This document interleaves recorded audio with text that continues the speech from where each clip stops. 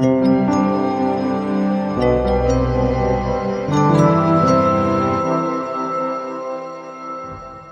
होगा कि शायद ये परमात्मा है, और कुछ लोगों के मन में एक क्यूरियोसिटी होगा, चलो जाके देख लेते हैं कि तमाशा क्या है। ठीक है।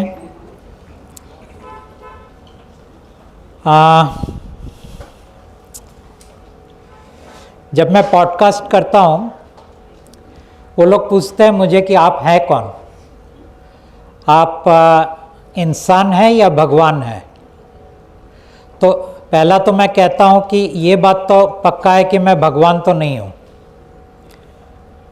क्योंकि भगवान और परमात्मा के बीच में एक बहुत बड़ा फर्क है। तो वो वाला तो आप छोड़ दीजिए, मैं भगवान नहीं हूँ। दूसरा, मैं एक इंसान ज़रूर हूँ। इंसान इसलिए हूँ क्योंकि मेरे अंदर उतनी ही नकारात्मकता है जितनी आपके अंदर है, मेरे अंदर उतना ही डर है जितना आपके अंदर है, मेरे अंदर उतनी ही कमजोरियां हैं जो आपके अंदर है, और मेरे जीवन के अंदर उतनी ही फेलियर्स को क्या बोलते हैं, फेलियर्स, चलो उतने ही फेलियर्स हैं जो शायद आपके अंदर ना हो, शायद आपसे ज़्यादा हो। तो एक इंसान जो नकारात्मक है, एक इंसान जो डरा हुआ है, सहमा हुआ है, एक इंसान जिसने ज़िंदगी में इतने सारे गलतियां किए हैं, एक इंसान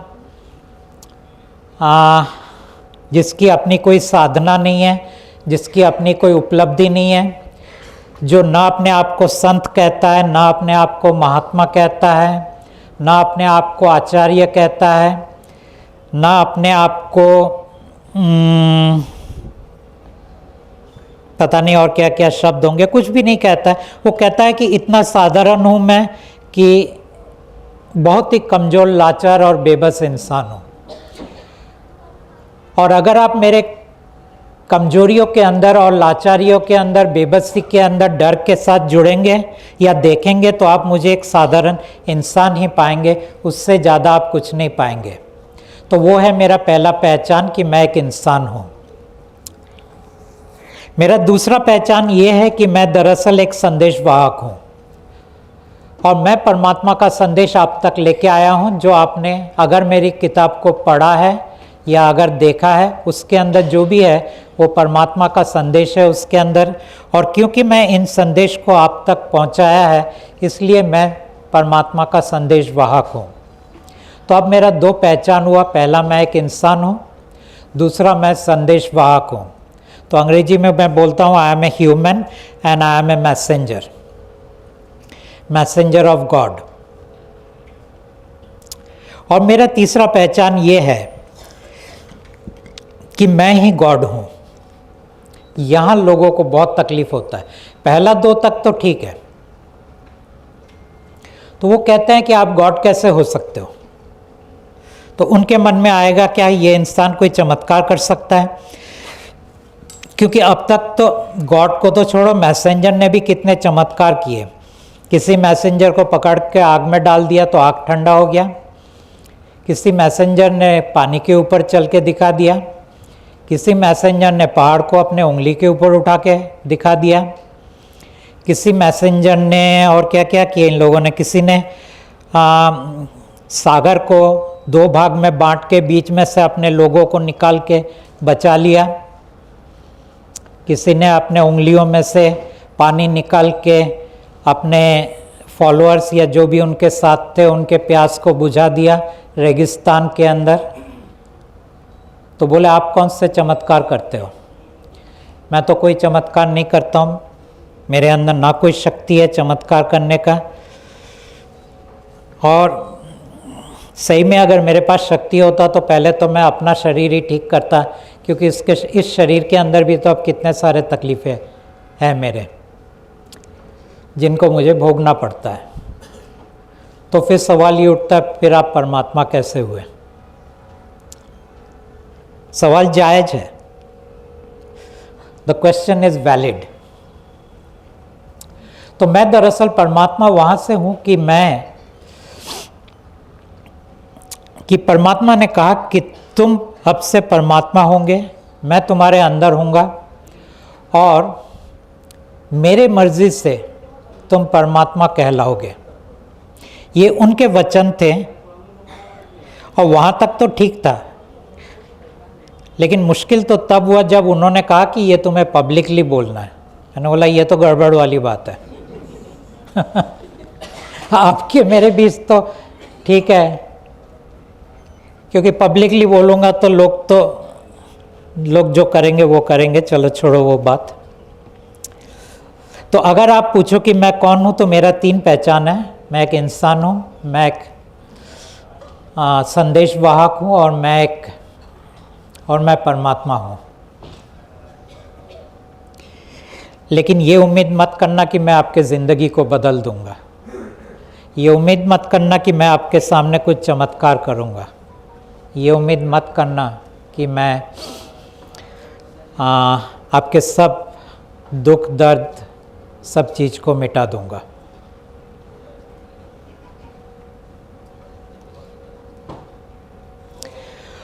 दूसरा बड़ा अजीब चीज़ होता है, जब लोग किसी की तरफ आकृष्ट होते हैं, वो दरअसल एक सॉल्यूशन चाहते हैं। सॉल्यूशन मतलब उनके प्रॉब्लम्स जो है, उन प्रॉब्लम का कोई हल मांगते हैं। और इसीलिए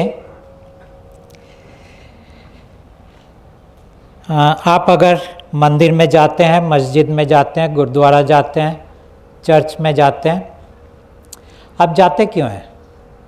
कुछ आप चाहते हैं, कुछ चीज़ों के बारे में आपकी जो एप्लीकेशन है वो पेश करने को जाते हैं। तो क्या परमात्मा आपकी मनोकामना को पूर्ति करेगा? ये एक बहुत बड़ा सवाल है और उसका जवाब ये है कि परमात्मा इंसानों की मनोकामना को पूरा नहीं करते हैं। आप जो चाहोगे वो परमात्मा आपको देंगे नहीं। आपकी ख्वाहिशों को परमात्मा पूरा नहीं करेंगे। आपकी इच्छाओं को वो पूरा नहीं करेंगे। और अगर ऐसा है तो सवाल ये उठता है कि परमात्मा के पास आने का आपको ज़रूरत क्या है? जब आपके लिए वो कुछ करेंगे ही नहीं तो फिर परमात्मा के पास क्यों आने का? तो परमात्मा आपकी दुआ कबूल नहीं करेंगे, ठीक है? और अगर आपकी दुआ कबूल नहीं करेंगे तो परमात्मा के पास जाने का ज़रूरत क्या है? परमात्मा कहते हैं कि आप 30 दिन तक मेरे स्वरूप के साथ अपने सब दुख, अपने सब दर्द, अपने सब परेशानियाँ, अपनी सब बेचैनी, अपनी सब डर, अपना सब तनाव मेरे साथ आप साझा कीजिए, यानी शेयर कीजिए। और 30 दिन के बाद आप मेरा एक रिपोर्ट कार्ड बनवाइए और ये रिपोर्ट कार्ड के अंदर आप ये देखिए कि मैंने आपके मनोकामना को तो पूरा नहीं किया, संसार में रहते हुए मैंने आपको तो कुछ दिया नहीं, लेकिन क्या कुछ आपके ज़िंदगी में बदलाव आपका आया या नहीं आया? और अगर आया तो क्या ये आपके लिए कीमती है या नहीं है? अगर ये कीमती है, अगर आप उसकी कीमत देते हैं, उसकी कीमत को आप समझते हैं, उसकी कीमत की आप कदर करते हैं, तो फिर आप मेरे साथ जुड़ जाइए। और अगर आपको लगता है वो कीमती नहीं है, अगर आपको लगता है कि उसकी कोई आपकी ज़िंदगी में वैल्यू नहीं है, तो आप मुझे छोड़ दीजिए। आप जिसके साथ भी जुड़े हैं, आपके बाकी ज़िंदगी उनके साथ आप कंटिन्यू कीजिए। सो यूँ देखा जाए तो परमात्मा को दरअसल ज़्यादा कोई इंटरेस्ट है नहीं इंसानों के लिए।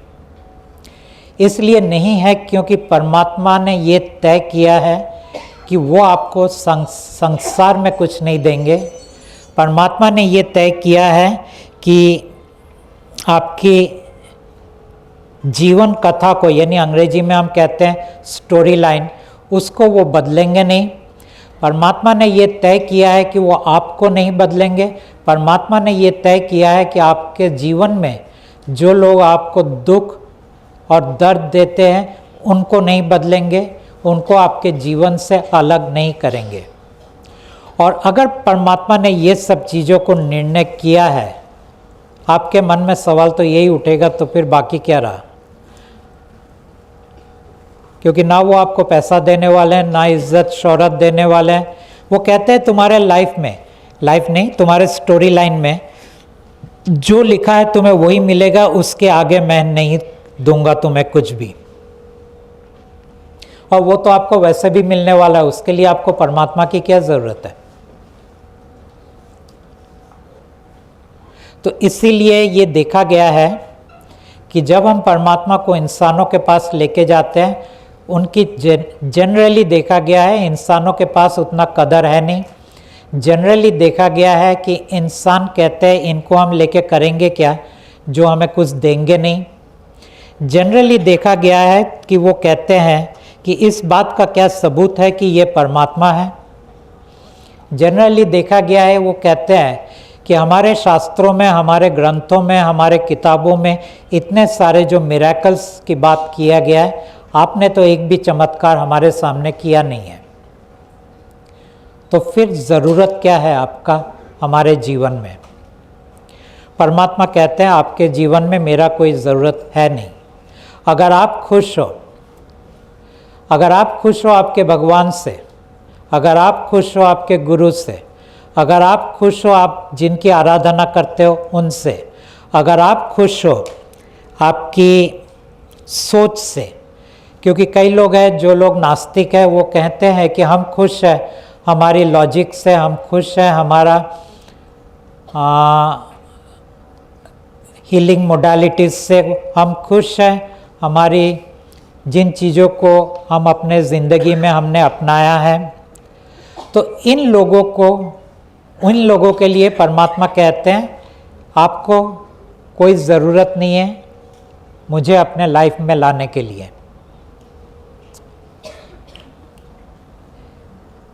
इंसानों को जो इतना दुख है, इतना दर्द है, इतना बेबसी है, इतना लाचारी है, इन सब के लिए एक्चुअल विलन कौन है? एक्चुअल विलन परमात्मा खुद है।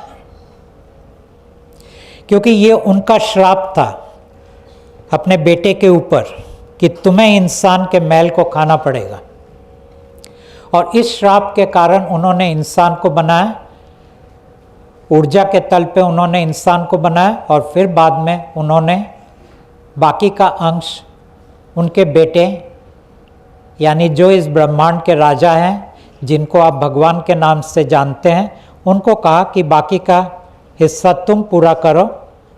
यानी ऊर्जा के तल पे उन्होंने बना दिया, बाकी कहा इनका शरीर, मन और व्यक्तित्व तुम इनको बाकी पूरा करो, और करके इनके द्वारा पैदा किए गए मैल को तुम्हें खाना पड़ेगा। अंग्रेजी में हम उसे ग्राइम कहते हैं। अगर सादा भाषा में हम बात करें, हमारे negative thoughts, feelings and emotions, इन चीज़ों को तुमको खाना पड़ेगा। अगर परमात्मा ने ये श्राप ना दिया होता तो आज इंसान की इतनी दुर्दशा ना होती। अब आपको लग रहा होगा मैं कौन से कैंप में हूँ, परमात्मा के कैंप में या उनके बेटे के कैंप में? मैं दरअसल कोई भी कैंप में नहीं हूँ, ठीक है। जो हकीकत है वो आपके सामने पेश कर रहा हूँ, और आपके सामने आज तक हकीकत पेश नहीं किया गया था, जिसके कारण आप उनकी पूजा करते हो जो पूजा करने के लायक नहीं है।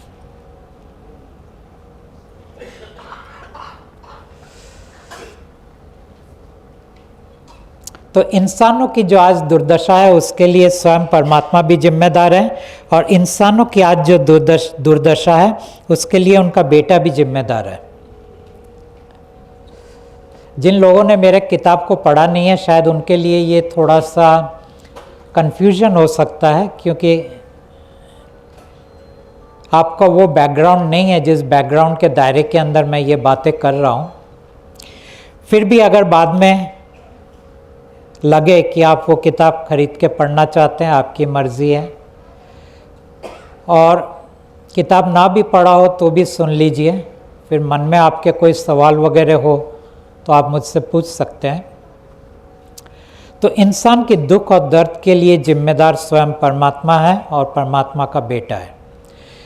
और ये बेटा कौन है? आप इनको महादेव के नाम से जानते हो, आप इनको अल्लाह के नाम से जानते हो, आप इनको जिहोवा के नाम से जानते हो, आप इनको फादर के नाम से जानते हो। जो ईसाई है इनको फादर कहते हैं। आप इनको वाहेगुरु के नाम से जानते हो, आप इनको आहुरा माजदा के नाम से जानते हो। अलग अलग नाम हैं इनके, शख्स एक ही है। और एक शब्द में कहे तो ये भगवान है, एक शब्द में कहे तो ये राजा है, इस पूरे ब्रह्मांड का राजा है। एक शब्द में कहे तो यही हमारे विधाता है। तो इनको आप आदि गुरु के नाम से जानते हो, इनको आप आदि योगी के नाम से जानते हो। तो और कई ऐसे बहुत सारे नाम हैं इनके। ज्योति निरंजन नाम है इनका, फिर काल नाम है इनका, काल ब्रह्म नाम है इनका। तो और भी शायद कुछ नाम होंगे। परमेश्वर है, ये परमेश्वर है। तो ऐसे कई नाम से आपने, इनमें से कुछ नाम आपने सुना है पहले भी। तो ये सब दरअसल एक ही शख्स की तरफ इशारा कर रहे हैं, जिनके कारण आपके इतने दुख दर्द परेशानी बेचैनी हो रहा है, और जिन चीज़ों का वो भोजन करते हैं। अगर आप खुश हो गए, खुश मतलब ऐसे खुश थोड़े देर के लिए कोई प्रॉब्लम नहीं है। मान लीजिए कि आप 24 घंटा 365 दिन खुश हो गए, तो इसको भूखा मरना पड़ेगा, क्योंकि ऐसा परमात्मा का श्राप है उनके ऊपर। और इसके कारण ये कंटिन्यूअसली आपको परेशान करते रहते हैं, कंटिन्यूअसली ये आपको बहुत सारे मुश्किलों के अंदर से गुजरने के लिए मजबूर करते हैं। कंटिन्यूअसली ये आपको बहुत सारे एक्सीडेंट करा देते हैं, बहुत सारे डिजीज़, यानी डिजीज़ का हिंदी क्या होगा, बीमारियों के अंदर से ये आपको ले जाते हैं। आपके जीवन में जिनको आप बहुत चाहते हैं उनका मृत्यु हो जाता है, तो आप कितना बेबस और लाचार हो जाते हैं, कितना दुख से भर जाते हैं। हर वक्त आप ज़िंदगी में एक आशंका के अंदर रहते हैं, कब कोई खो जाए, कब कोई मर जाए, कब कोई चीज़ें हमारे हाथ से निकल जाए। ये आपको डरा के रखते हैं, कॉन्स्टेंटली एक डर आपको सताता रहता है। तो यही इंसान की जीवन है, यही इंसान की मजबूरी है, यही इंसान की हकीकत है। बेबसी या बेबसी, लाचारी।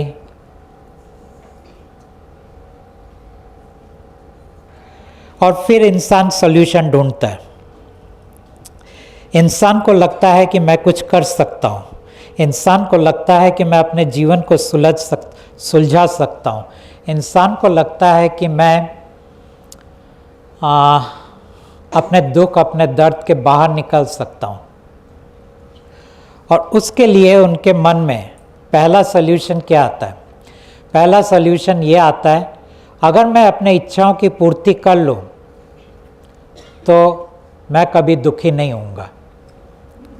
और अपने इच्छाओं को पूर्ति करने के लिए वो फिर निकल पड़ता है, कोई पैसे के पीछे निकल पड़ता है, कोई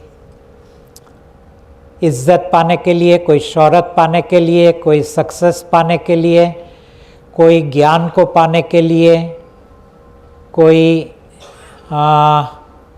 बिजनेसमैन बनता है, पॉलिटिशियन बनता है, नौकरी ढूंढ लेता है। तो हर कोई अपना अपनी तरह से सॉल्यूशन क्रिएट करता है। तो इसको हम कहते हैं संसार। संसार का मतलब है आपकी महत्वाकांक्षा को आप पूरी करने की कोशिश कर रहे हैं, और उस महत्वाकांक्षा को पूरी करने के लिए लास्ट पल तक आप हाथ पांव मारते रहते हैं, क्योंकि कहीं लगता है कि मेरी महत्वाकांक्षा की पूर्ति मुझे दुख और दर्द के बाहर ले जाएगा। दूसरा मार्ग अपनाते हैं इंसान, जिसको हम कहते हैं पूजा पाठ। परमात्मा तो नहीं, हम भगवान शब्द का इस्तेमाल करते हैं। भगवान से प्रार्थना करना कि भगवान मेरा ख्याल रखना, भगवान मुझे प्रोटेक्ट करना, भगवान मुझे ये दे देना, वो दे देना। और अल्टीमेटली वो क्या चाहते हैं कि दरअसल वो कह रहे हैं कि भगवान मेरे पापों को काट के मुझे स्वर्ग तक पहुंचा देना। आजकल कुंभ मेला चल रहा है ना, करोड़ों लोग ऐसे कहते हैं कि वहाँ जा रहे हैं, किसके लिए? एक डुबकी मारने के लिए ही जा रहे हैं ना, और तो कुछ कुंभ मेला में है नहीं। हाँ, वैसे तमाशा बहुत है, वो अपनी जगह है, एंटरटेनमेंट बहुत है, अपनी जगह है। लेकिन कुंभ मेला में वो जा रहे हैं दो ही चीज़ के लिए, मुझे पापों से मुक्त करो और मुझे मोक्ष दे दो। तीसरा कोई चीज़ के लिए जा रहे हैं? मैं आपसे पूछ रहा हूँ, अगर आप जानते हो तो। पापों से मुक्ति और मोक्ष, तीसरा कुछ है? ये दो ही चीज़ के लिए जा रहे हैं। ये दो चीज़ के लिए कितना दुख, कितना दर्द सह के वो वहाँ पड़े रहते हैं, ना खाने का ठिकाना, ना रहने का ठिकाना। और जिस पानी में डुबकी मार रहे उस पानी का क्वालिटी तो ऐसा, जिसके बारे में क्या बात करें। अब जहाँ करोड़ों लोग वहाँ उसके अंदर उतर रहे हैं, वो पानी वैसे भी कितना रहेगा अच्छा। लेकिन बात आस्था की है, बात भरोसे की है, बात विश्वास की है। तो इंसान को ऐसा लगता है कि भगवान ने कहा है कि इस नदी में इस दिन अगर हम डुबकी लगाए तो फिर हम पार हो जाएंगे। किसके पार हो जाएंगे? जन्म और मृत्यु के पार और पापों के पार।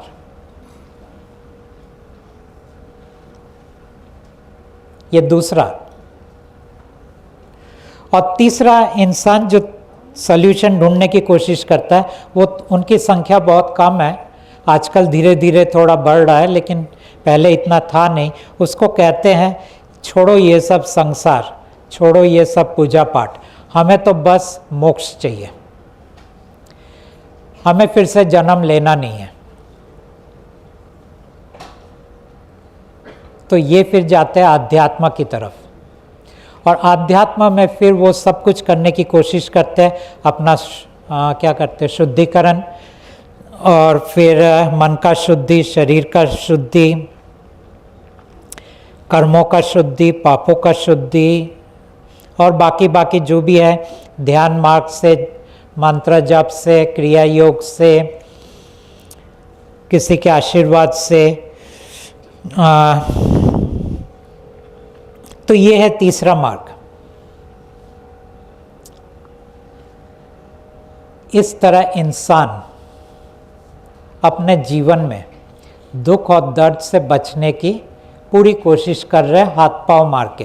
पहला महत्वाकांक्षा की पूर्ति, दूसरा किसी तरह स्वर्ग जाने का रास्ता ढूंढना, और तीसरा किसी तरह इस जीवन मृत्यु के दायरे से बाहर निकलना। तो तीन खेल है इंसानों के पास। कभी आपने ये सोचा है कि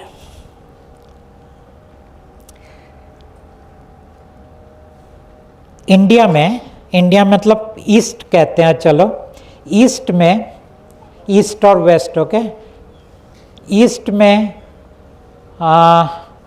मोक्ष का इतना इम्पोर्टेंस क्यों है और वेस्ट में क्यों नहीं है? वेस्ट बोले तो मैं अब्राहमिक रिलीजन की तरफ इशारा कर रहा हूँ, जिनको हम कहते हैं क्रिश्चियनिटी, यहूदी और इस्लाम। उनको क्यों मोक्ष के इंटरेस्ट नहीं है? क्या वो इंसान नहीं है? हम ही बार बार जन्म लेते हैं, वो बार बार जन्म नहीं लेते। हाँ, हमें रीबर्थ में विश्वास है, उनको रीबर्थ में विश्वास नहीं है। तो उनको क्यों नहीं है और हमें क्यों है? क्या वो अलग किस्म के इंसान है? हमारा संख्या है कितना? रीबर्थ में कौन कौन मानता है? जनरली मानो हिंदू है, सिख है, जैन है, बुद्धिज्म है, और कौन मानता है? यही कुछ गिने चुने 4-5 समुदाय। शायद ये सबको टोटल भी कर दो तो शायद पूरी जनसंख्या का 20% ही लोग होंगे, अंदाजा एक बोल रहा हूँ। तो बाकी जो समुदाय है, चलो उसमें से एक नास्तिक समुदाय, उनको तो बर्थ और रीबर्थ कोई उसके अंदर जाना ही नहीं है। उनको यही है कि मज़े कर लो जितना हो सके। तो बाकी जो संख्या है वो चाहे शायद 50 या 60 या 70 जितनी भी वो क्वांटिटी हो, इनको क्यों कुछ पड़ी नहीं है मोक्ष की? कभी सोचा आप लोगों ने? लेकिन क्यों? वो तो आप बोल रहे हो उनको खाली जन्नत चाहिए, लेकिन क्यों उनको जन्नत चाहिए? हमें क्यों मोक्ष चाहिए? क्योंकि उस जवाब के अंदर आप देखोगे किस तरह आपको छला गया है। ये एक छल है। आपको कहा गया कि आपका बार बार जन्म होता है, उनको कहा गया तुम्हारा तो एक ही जन्म है, और जिसका एक ही जन्म है वो मोक्ष लेके करेगा क्या? उनकी नैरेटिव के अंदर, उसको हम, जिसको आप मजहब कहते हो, जिसको आप धर्म कहते हो, हम कहते हैं नैरेटिव, एक कहानी। उनके कहानी के अंदर यही कहा गया है तुम्हारा एक ही जन्म है, दूसरा है ही नहीं कोई। तो वो मोक्ष लेके करेंगे क्या? हमें कहा गया है तुम्हारे बार बार जन्म हो रहे हैं, तो हमें लगता है नहीं नहीं, स्वर्ग से ज़्यादा इम्पोर्टेंट तो मोक्ष है। क्योंकि बात अगर स्वर्ग की है तो फिर बोलते हैं वहाँ भी तुम जाओगे तो तुम्हारा बैंक बैलेंस जितना है जिस दिन खत्म हो जाएगा, वापस तुम्हें धकेल दिया जाएगा मृत्यु लोक में, और वापस तुम्हें इस यातना के अंदर से गुजरना पड़ेगा। तो हम स्वर्ग जाके भी क्या करेंगे? आना तो यहीं पे ही है। वो 2 दिन का सुख भी हमें कुछ दे नहीं रहा है। खेल इंटरेस्टिंग है।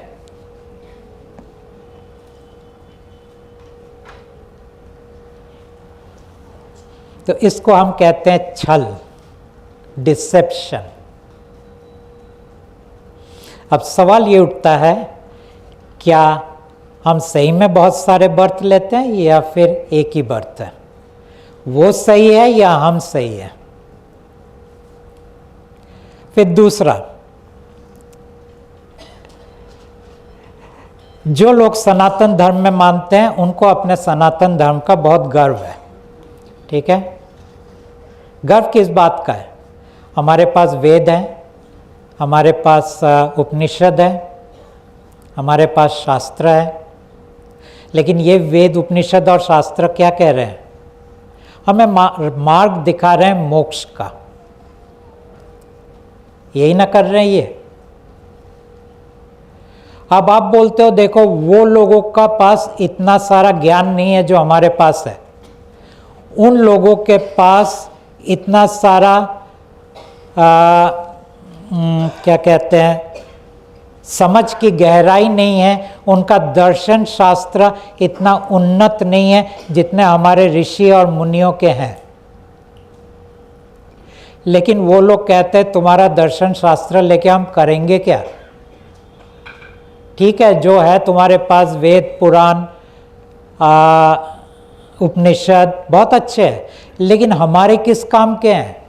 क्योंकि हम तो जन्म एक ही लेने वाले हैं।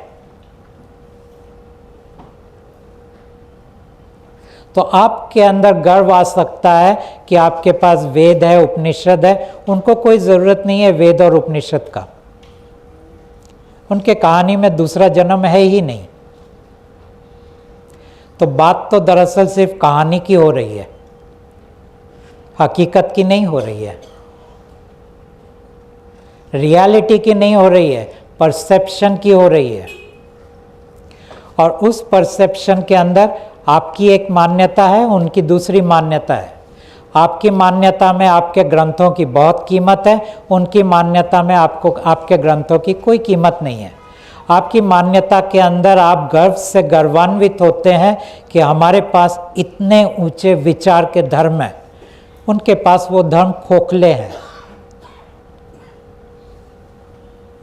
बात तो यही हुई कि मान लो आप एक बहुत महंगी गाड़ी ले लेते हो, चाहे उसका नाम आप मर्सिडीज दो, BMW दो, लेकिन रहते हो आप जंगल में, सब पूरे घने जंगल के बीच, और ये गाड़ी आपको कोई आके देता है। आप कहोगे मैं इसको लेके करूँगा क्या? मैं तो पेड़ों के बीच में रहता हूँ, मेरे यहाँ ना कोई रास्ता है, ना कोई खाली कोई जगह है, कहाँ घुमाऊँगा मैं इस गाड़ी को? लेकिन गाड़ी बेचने वाला बोलता है बहुत महंगा गाड़ी है, बहुत अच्छा गाड़ी है महंगा बरोबर है, अच्छा बरोबर है, लेकिन कोई काम का नहीं है, क्योंकि रहते आप जंगल में हो। तो उसी तरह हमारे जो शास्त्र है, हमारे जो वेद है, हमारे जो उपनिषद है, उनके कोई काम का नहीं है, क्योंकि उनका तो जन्म एक ही है। करना क्या है ये सब चीज़ें लेके? जैसे आप कहोगे कि मुझे मर्सिडीज़ लेके करना क्या है? मर्सिडीज़ की कीमत तो तब है जब हमारे पास रास्ते हैं चलाने के लिए, दौड़ाने के लिए। सवाल ये उठता है कि क्या सही में हम जिन चीज़ को हकीकत मान रहे हैं वो हकीकत है, या वो जो मान रहे हैं वो हकीकत है? परमात्मा कहते हैं ना ये हकीकत है ना वो हकीकत है। हकीकत कुछ भी नहीं है। आप एक सपना देख रहे हो।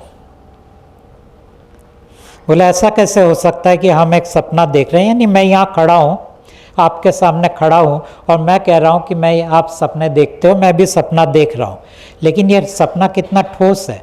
जिस चीज़ के ऊपर खड़ा हूँ, अगर इसकी कोई अस्तित्व ना हो तो मैं तो इसमें धंस जाऊँ। ये शरीर ना हो तो मैं आपसे बात कैसे कर रहा हूँ? और वो सब शरीर जो मेरे सामने बैठे हैं वो ना हो तो सुन कौन रहा है? तो ये सपना कैसे हो सकता है? तो वहाँ पे कह जाता है जब आप रात को सपने देखते हो, क्या वो हकीकत नहीं है? क्या वो रियल नहीं है? क्या वो वास्तविक नहीं है? कभी भी आपको लगता है कि उसमें ठोसपन की कोई कमी है? क्या वहाँ के दीवार, आपके सपनों के दीवार उतना मजबूत नहीं है जितना मजबूत यहाँ के दीवार हैं?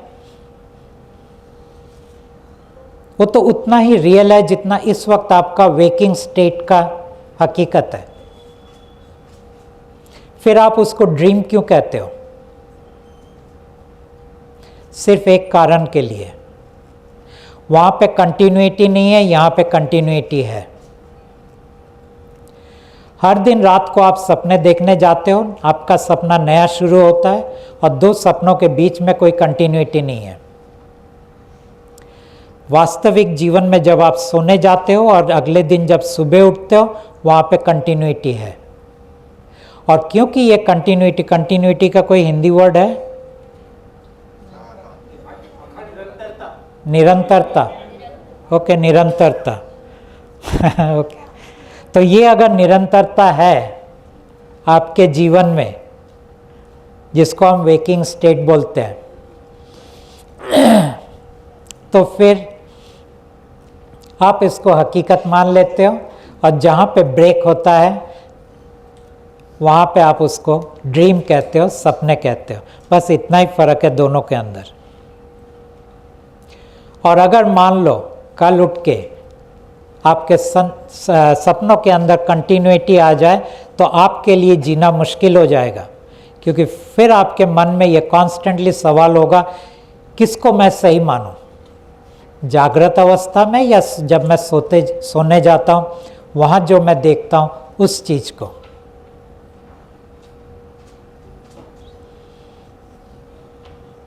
और आधे से ज़्यादा दुनिया पागल हो जाएगा उस चीज को के आंसर ढूंढते ढूंढते।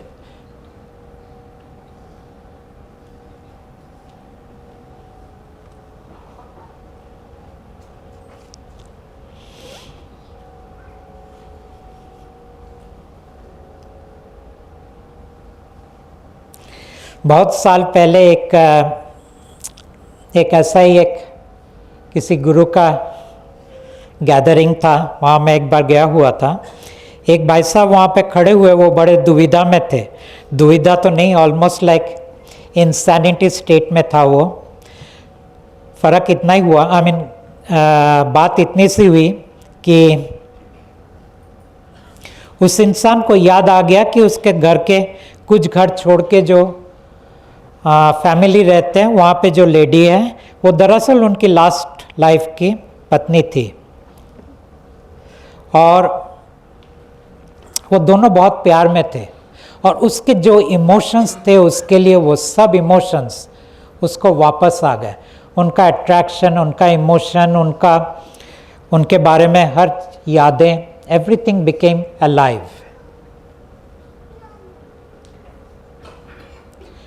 और उसकी तीव्रता इतना था कि उसने जाके वो मैडम को बोल भी दिया। अब मैडम को कुछ याद नहीं है। ऑटोमेटिकली आप सोच सकते हो दो फैमिली के अंदर क्या गुजरा होगा। और इस हकीकत के साथ इस इंसान को रहना पड़ता है, ना वो अपने बीवी के साथ रह सकता है, ना जिसको वो बीवी मानता है वो उससे मिल सकता है। ये एक पागलपन का एक दौरा है।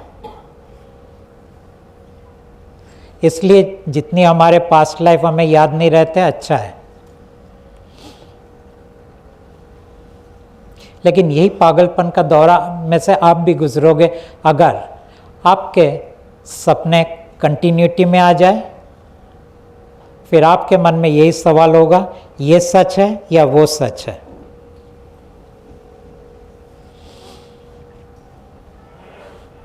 लेकिन मजे की बात तो यह है कि पागलपन के दौरे में से तो आज भी आप गुजर रहे हो।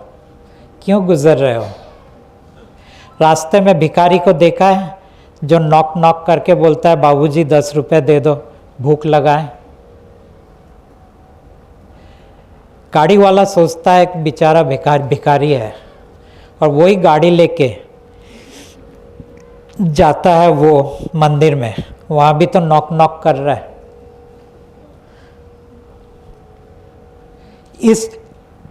इस गाड़ी वाले का और उस भिखारी में अंतर क्या है? अंतर इतना है, आप गाड़ी वाला 10 रुपया मांग रहा है तो शायद आप 10 लाख या 10 करोड़ मांग रहे हो। इतना ही तो अंतर है, चंद शून्यों का। वो अपने औकात में मांग रहा है, आप अपने औकात में मांग रहे हो। लेकिन देखा जाए तो औकात में तो दोनों भिखारी ही हो ना। आप में और उनमें कोई अंतर नहीं है। और हर किसी ने जिंदगी के सामने कुछ भी मांगा वो भिखारी हो गया। बहुत मुश्किल है जब जिंदगी जो देता है उसके दायरे के अंदर जीना। और यही हमारा पागलपन है। हम जिंदगी जो देता है उसके बाहर की चीज़ें मांगते हैं, उसके पीछे दौड़ते हैं, उसको पाने की कोशिश करते हैं, कुछ बनने की कोशिश करते हैं, कहीं पहुंचने की कोशिश करते हैं। और फिर हमें लगता है कि हम बहुत बुद्धिमान हैं, हमें लगता है हम बहुत सुलझे हुए हैं, हमें लगता है हम बहुत चालाक हैं, हमें लगता है हम बहुत विद्वान हैं, हमें लगता है कि हम जैसा इंटेलिजेंट कोई नहीं है। कहते हैं human is the most intelligent species. Examine किया जाए तो उसकी इंटेलिजेंस 2 कौड़ी का भी नहीं है।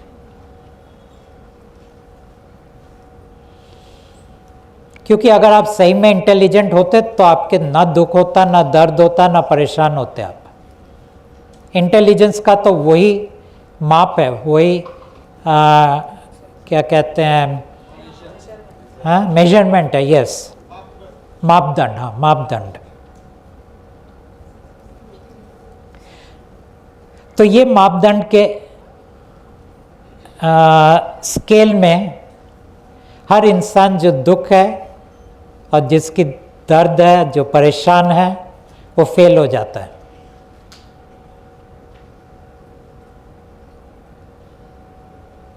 फिर आपको लगता है वो जो एनलाइटेंड हो गए ना, वो शायद हमसे अच्छे हैं। तो चलो उनकी कहानी भी आपको बोल देता हूँ।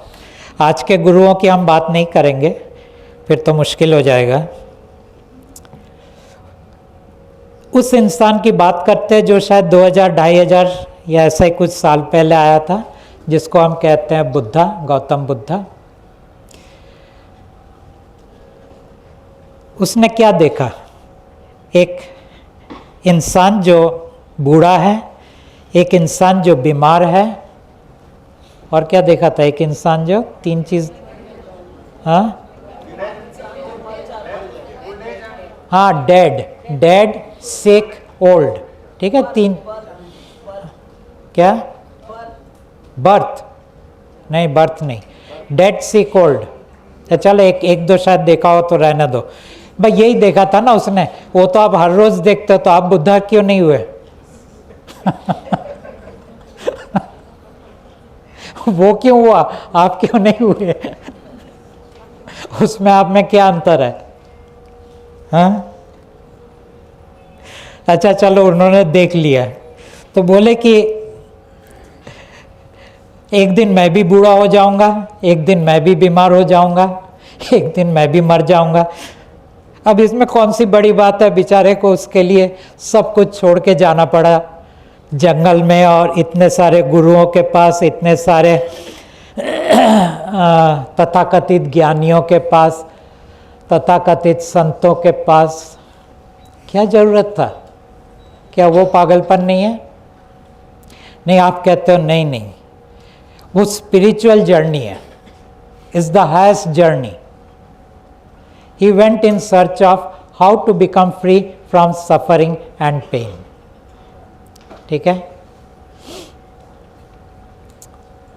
7 साल तक हाथ पैर मारता रहा, हर तरह के चीज़ें उसने किए, हर तरह का शुद्धिकरण, हर तरह का, और क्या क्या किया उन्होंने, ध्यान, हर तरह की तथाकथित हम कहते हैं तपस्या, सब कुछ किया उन्होंने।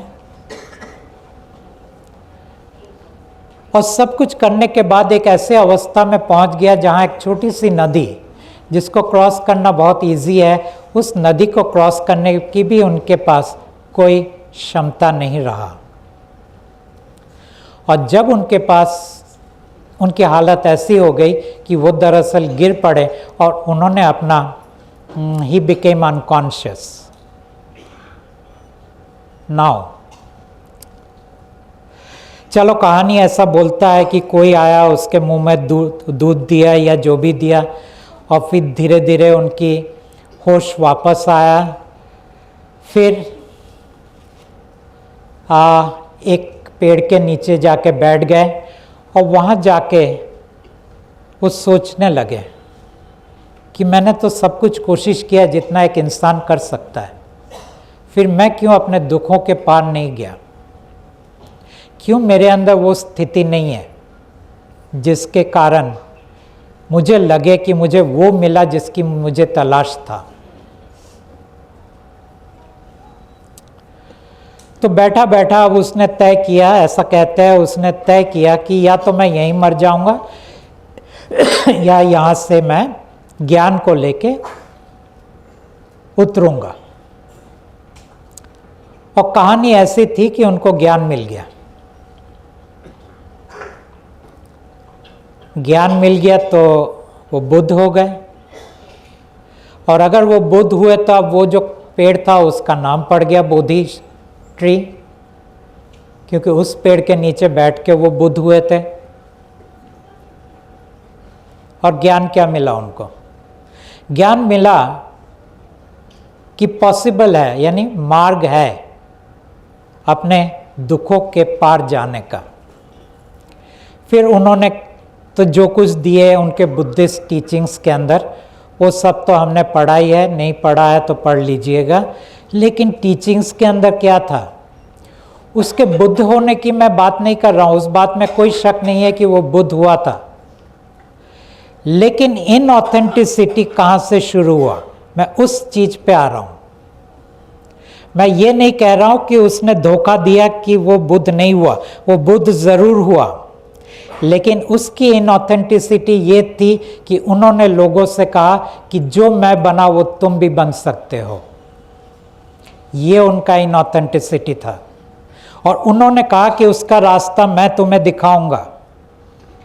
उन्होंने कहा कि इस मार्ग पे अगर तुम चलोगे तो तुम वही बन जाओगे जो मैं बना, तुम भी बुद्ध बन जाओगे। और उस मार्ग पर कहते हैं हजारों लोग चल पड़े।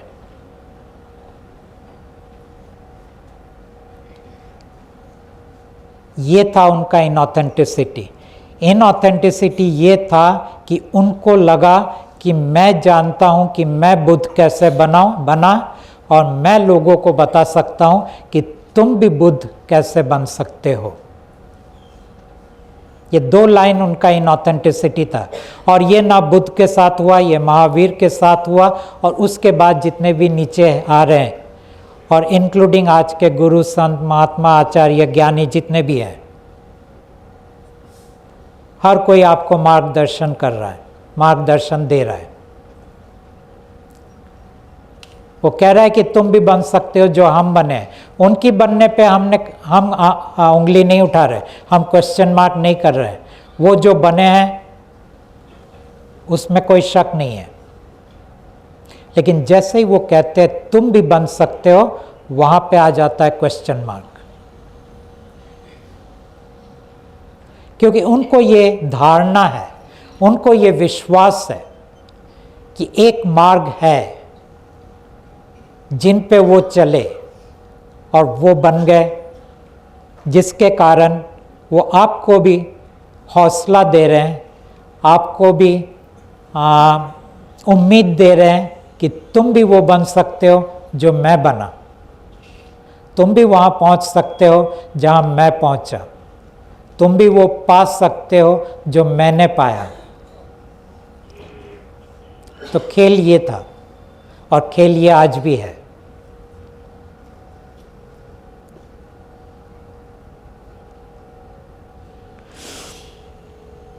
और परमात्मा ने आके ये सब चीज़ें जब मुझे बताया, और फिर उन्होंने कहा किस तरह इंसान छल, कपट और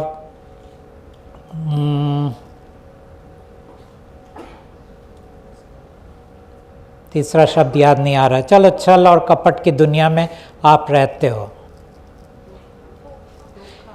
धोखा, यस, छल कपट धोखा के दुनिया में आप रहते हो। और आपसे छल कौन कर रहा है? वही जिनकी आप पूजा करते हो। धोखा आपको कौन दे रहा है? वही जिनकी आप पूजा करते हो।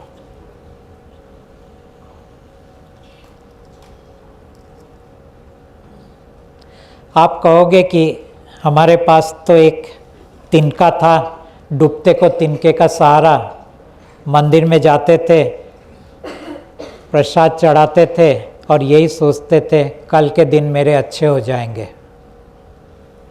वो कल का दिन तो कभी आता नहीं है,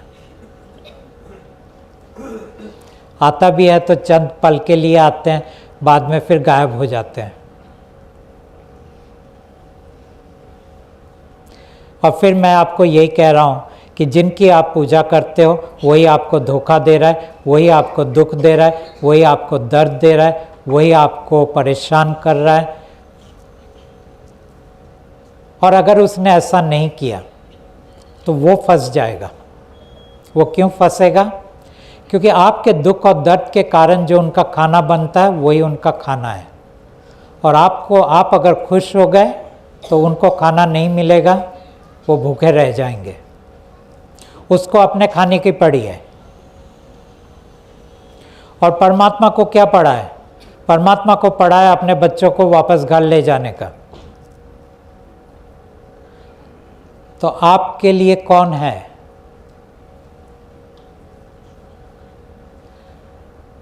ना परमेश्वर को कोई इंटरेस्ट है आपके अंदर, आपकी भलाई के अंदर, ना परमात्मा को, क्योंकि परमात्मा के कारण ही आपकी ये दुर्दशा है।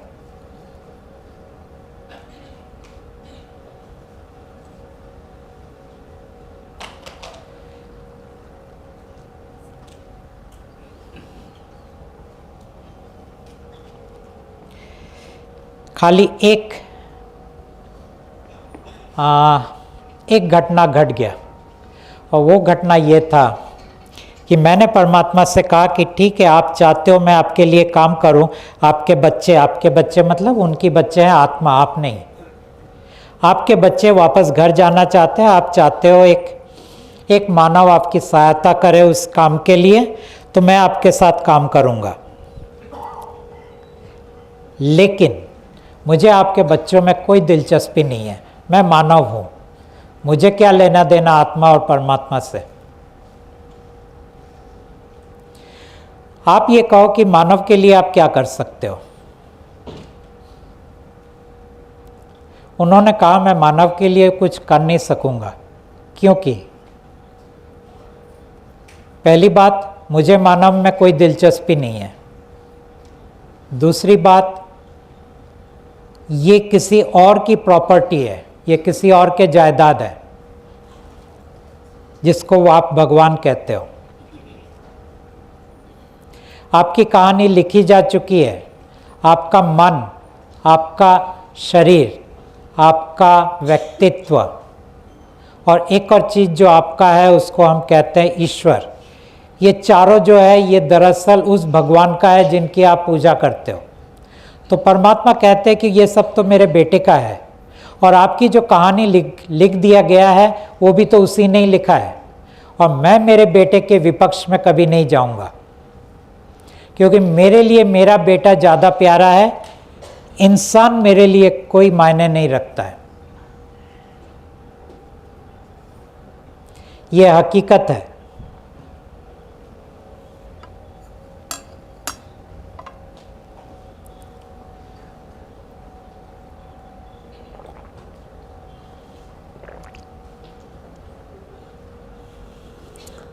आज तक आपने जितने भी चीज़ें पढ़े हैं, सुना है, समझा है, स्वीकार किया है, विश्वास किया है, सब धोखा था, सब एक फरेब था। आपको लगा कोई आपके बारे में सुनने के लिए बैठा है, आपको लगा कोई आपके दुख और दर्द के निराकरण के लिए बैठा है, आपको लगा कोई आपसे प्यार करता है, आपको लगा कोई आपके जीवन में हर तरह समस्या को सॉल्व करता है, आपको लगा कोई आपके लिए बहुत चिंतित है। ऐसा नहीं है, और ऐसा मैं कैसे कह सकता हूँ? क्योंकि मैं एकमात्र वो मानव हूँ जो ऊपर से नीचे तक किसी को भी जान सकता हूँ, किसी के साथ भी मैं जुड़ सकता हूँ, किसी के साथ भी मैं बात कर सकता हूँ।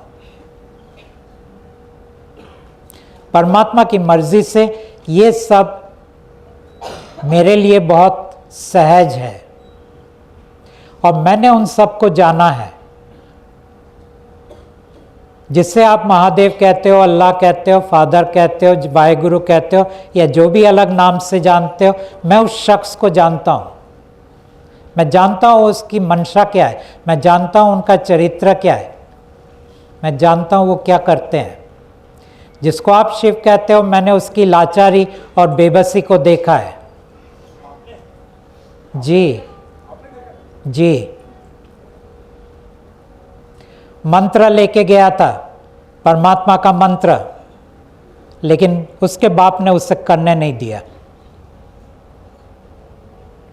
छोड़ दिया उसने मंत्र को करना। और उसके बाप के सामने तो 9 साल से मैं खड़ा हूं।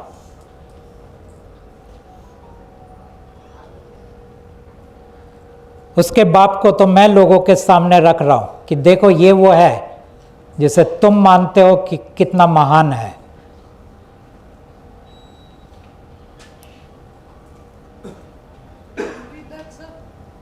जी कैन आई रिपीट? क्या रिपीट, कहाँ से रिपीट करूं? हाँ, लास्ट 2 लाइन्स। मैंने कहा कि जिस बाप के सामने तुम खड़े नहीं हो सकते, उस बाप के सामने 9 साल से मैं खड़ा हूं। उस बाप के विरुद्ध में मैं काम कर रहा हूं और उस बाप के बारे में सब कुछ लोगों को बता रहा हूं जो उनकी हकीकत है। ये अलग बात है लोग मुझे मानते नहीं है, ये अलग बात है लोग कहते हैं मैं एक पागल हूँ, ये अलग बात है लोग कहते हैं कि मुझे साइकियाट्रिक ट्रीटमेंट की ज़रूरत है, ये अलग बात कहते हैं कि लोग कहते हैं कि मैं हेलुसिनेट कर रहा हूँ, ये अलग बात है कि लोग कहते हैं कि ये अपनी मनगढ़ंत कहानी हमारे सामने पेश कर रहा है। ठीक है, कोई प्रॉब्लम नहीं है।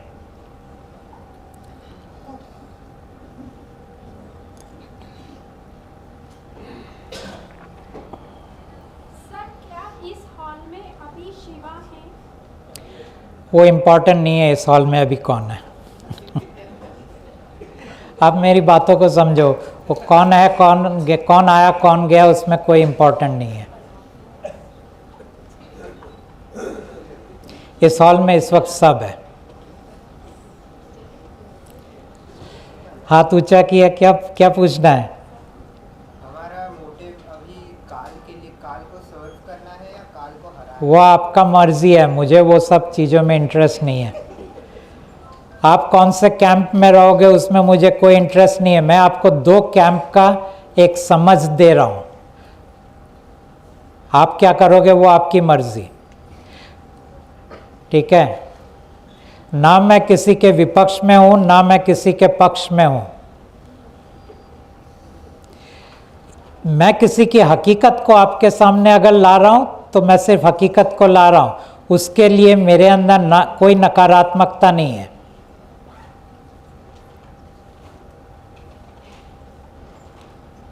लेकिन आप जिस तरह से सवाल पूछ रहे हो उसमें लगता है मेरा फ़ायदा किधर ज़्यादा है, परमात्मा के पास जाने से ज़्यादा फ़ायदा मिलेगा या भगवान के साथ रहने में ज़्यादा फ़ायदा मिलेगा, वहाँ से आप पूछ रहे हो। और ये भी मैं बता दूं, परमात्मा के पास जाके मुझे कोई फ़ायदा मिला नहीं है।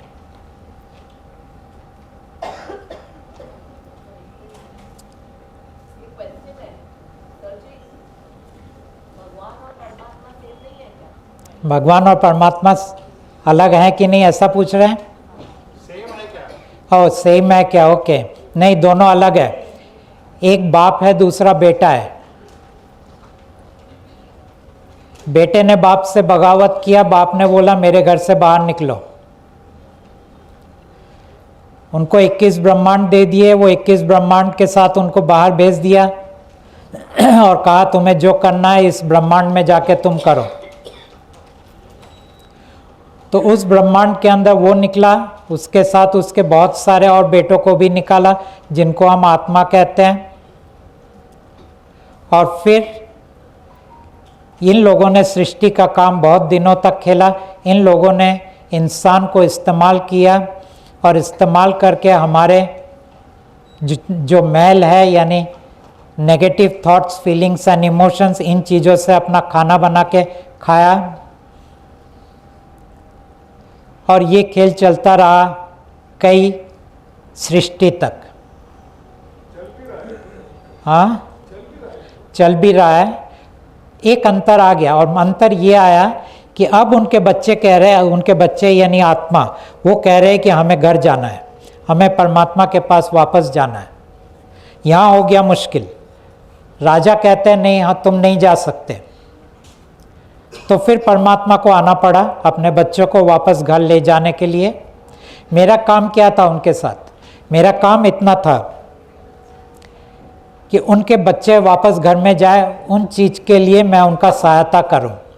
जब पहली बार मेरे पास आए थे, मैंने उनसे कहा आप तो परमात्मा हो, और अगर सही में आप परमात्मा हो तो फिर आपके लिए ये काम करना तो चुटकी की काम है, क्योंकि आपके बेटे का तो आपके सामने कुछ चलेगा ही नहीं।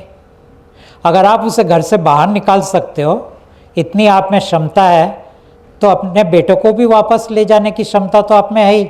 ये मानव की आपकी क्या ज़रूरत है? और वो एक ऐसा मानव जो बाकी सब मानव से भी कमज़ोर है। ये समझ लेते आप कोई बहुत शक्तिशाली गुरु के पास जाते, सिद्धा के पास जाते। मेरे अंदर तो ऐसी कोई क्षमता नहीं है।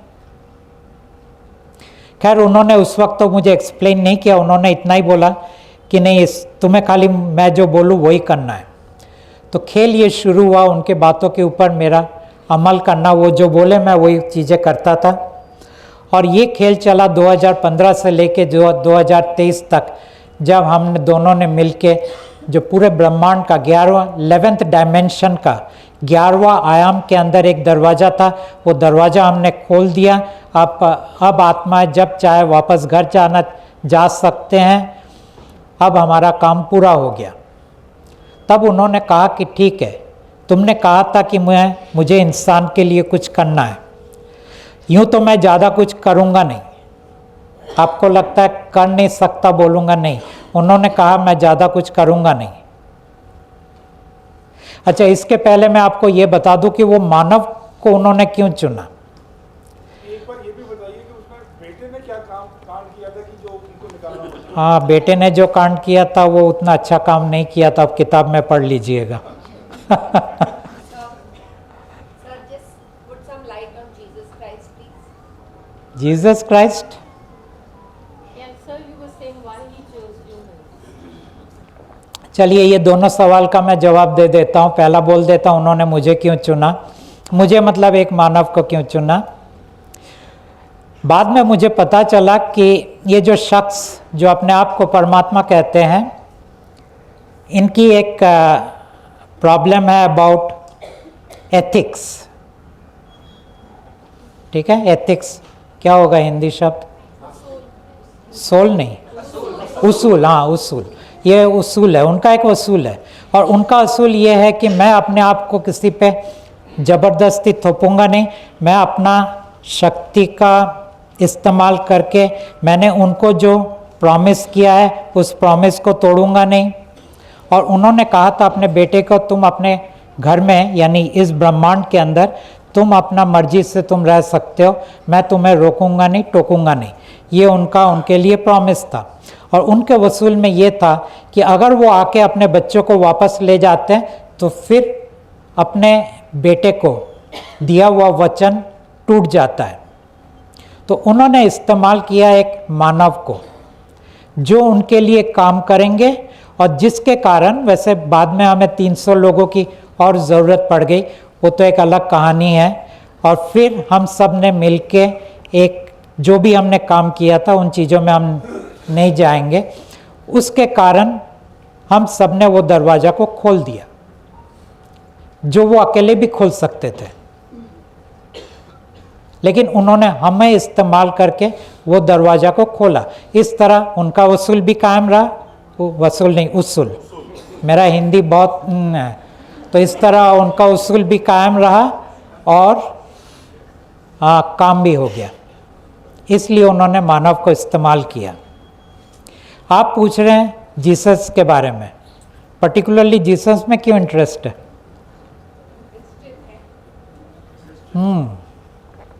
ओके। जब राजा यानी आपको याद है, राजा यानी महादेव, राजा यानी अल्लाह, राजा यानी फादर, राजा यानी वाहेगुरु, वो सब मैं बोल चुका हूँ। जब राजा को पता चला कि अब परमात्मा के आने का समय हो रहा है उनके घर में यानी इस ब्रह्मांड में, तो उनके मन में ये आया ख्याल, एक भी आदमी परमात्मा के पास नहीं जाना चाहिए। तो उन्होंने एक प्लान बनाया प्लान क्या था? उन्होंने कहा कि मैं लोगों को 3 तरह से बांधूंगा। पहला, मैं उनको बांधूंगा महत्वाकांक्षा के अंदर। एक महत्वाकांक्षा, दूसरा राग और द्वेष। यानी संसार के अंदर मैं इंसान को बांध दूंगा और संसार के अंदर इंसान इतना लिप्त हो जाएगा कि जब परमात्मा आएगा वो परमात्मा के पास जाके पूछेगा तुम मेरे लिए क्या कर सकते हो, और जब परमात्मा बोलेंगे मैं तुम्हारे लिए कुछ करने वाला नहीं हूं, तब वो बोलेंगे फिर तुम मेरे कोई काम के नहीं हो। ठीक है, ये था पहला। दूसरा, उन्होंने इंसान को डराया, मेरी बात नहीं मानोगे तो तुम्हारा अनिष्ट होगा, मेरी बात मानोगे तो तुम स्वर्ग में जाओगे। धर्म मजहब, इतना ही है ना पूरा धर्म और मजहब, और तो कुछ है ही नहीं। कोई भी धर्म मजहब ले लो, मेरी बात मानो स्वर्ग जाओगे, मेरी बात ना मानो भोगोगे। दूसरा बांध दिया। अब उन्होंने उनको एक भगवान दिया। उनका भगवान किधर है? मंदिर, मस्जिद, गुरुद्वारा, गिरजाघर और बाकी जो भी नाम आप ले लो। तो पहला, जो जितने भी नास्तिक लोग हैं उनको तो उन्होंने संसार में बांध दिया महत्वाकांक्षा के अंदर। दूसरा ग्रुप, उनको बांध दिया पूजा पाठ, और ये डर दे दिया ना मुझे पूजा नहीं करोगे तो अनर्थ होगा और मुझे पूजा करोगे तो स्वर्ग में जाओगे। तीसरा एक ग्रुप था, वो थोड़ा ज़्यादा इंटेलिजेंट था। उसने हर चीज़ को टटोल के देखा कि ना महत्वाकांक्षा में उसे सुख मिल रहा है और ना ही ये सब पूजा पाठ में क्या मालूम सही में कुछ मिलेगा या नहीं मिलेगा, और क्या मालूम सही में कोई बैठा है कि नहीं पनिश करने के लिए। तो इनको उन्होंने बांधा कि देखो जहाँ तुम रहते हो वो एक दुख का भंडार है, तुम्हें इसमें से बाहर निकलना है, यानी मोक्ष का प्रलोभन। ठीक है, इसको हम कहते हैं अध्यात्म। मैं आपके जीसस के स्टोरी में ही आ रहा हूँ, ठीक है, लेकिन बैकग्राउंड क्रिएट कर रहा हूँ। तो 3 तरह उन्होंने इंसान को बांध दिया। अब ये जो दूसरे ग्रुप है, इनके पास जब परमात्मा जाएंगे तब वो यही कहेंगे कि आप कैसे परमात्मा हो सकते हो, हमारा भगवान तो कोई बोलेगा अल्लाह है, कोई बोलेगा फादर है, कोई बोलेगा महादेव है, कोई बोलेगा जो भी जो बोले, हर एक का अपना अपना एक है टर्मिनोलॉजी। वो परमात्मा को स्वीकार नहीं करेंगे। पहले वाला स्वीकार नहीं करेगा क्योंकि आप उनकी इच्छाओं को पूरा नहीं, महत्वाकांक्षा को पूरा नहीं करोगे। दूसरे वाला स्वीकार नहीं करेगा क्योंकि उनके पास ऑलरेडी भगवान है। अब रहा तीसरा ग्रुप, आप उन लोगों के पास जाओगे जो आध्यात्मिक है, तो वो बोलेंगे आप भगवान हो, लेकिन हमारे पास तो ऑलरेडी भगवान है, वो तो मेरे अंदर है, तो मुझे उस भगवान की कोई ज़रूरत नहीं है जो मेरे बाहर है, और आप तो मेरे बाहर हो। तो ये ग्रुप भी आपको डिनाई कर देगा, तो परमात्मा जाएंगे किसके पास? कोई भी बाकी तो बचा नहीं है। हर कोई ये 3 में से एक ग्रुप में ही आता है, या 1 या 2 मल्टीपल। और इसने ये सब क्रिएट किया कैसे? ये सब क्रिएट करने के लिए उन्होंने भेजा अपने बेटे शिवा को, और शिवा को भेजा करीबन 10,000 साल पहले। बोले जाओ जहाँ तुम रहते हो वहाँ से उतरो, जाके मनुष्य योनि में जन्म लो, और जन्म लेने के बाद तुम लोगों को ज्ञान दो, लोगों को अपने टेक्निक्स दो कि कैसे वो अपने दुख और दर्द के बाहर निकल सके। शिवा को लगा कि आहा मुझे कितना बड़ा काम दिया गया। वो उतरा, उसके साथ तो पूरी एक फौज उतरी थी इस तथाकथित मृत्यु लोक में। सबसे पहला जन्म उन्होंने अपने किसी माँ के पेट से नहीं लिया। उन्होंने कहा कि पहला जन्म तो मैं स्वयं अपना शरीर को बनाऊंगा, और क्योंकि पहला जन्म में उन्होंने अपने शरीर को खुद बनाया, इसीलिए कई लोग उनको स्वयंभू भी बोलते हैं। तो पहला जन्म जो शिवा ने लिया था, उन्होंने अपना शरीर खुद बनाया। बाद में शिवा ने कई और सारे जन्म लिए, उसके बाद वो हर वक्त माँ के पेट से ही निकला। निकला और निकले। चलो निकले, मेरा हिंदी आप पकड़ोगे तो मैं लड़खड़ा जाऊंगा, ठीक है। मैंने डिस्क्लेमर दे दिया, मुझे हिंदी उतनी अच्छी नहीं आती है, यूँ तो अंग्रेजी भी अच्छी नहीं आती है, लेकिन जो भी हो, जितना आता है उसी से काम चलाता हूँ। क्या बोल रहा था? हाँ, स्वयंभू, ठीक है। अब शिवा बार बार जन्म लेने लगे। तो एक बार वो राम के रूप में आए, एक बार कृष्ण के रूप में आए, एक बार थॉट बन के आए। थॉट मिडिल ईस्ट के अंदर आए थे। नरसिम्हा का रूप उन्होंने लिया था। नरसिम्हा के पहले हुआ कोई अफ्रीका के अंदर, एक नाम याद नहीं आ रहा है, हाँ वो भी एक थे। एक जो वो आए थे वो जीसस थे। तो ये है जीसस की पहचान, लगा नहीं ना? तो ये है जीसस, वो दरअसल शिवा का एक इनकारनेशन है। मकसद यही था, इंसान को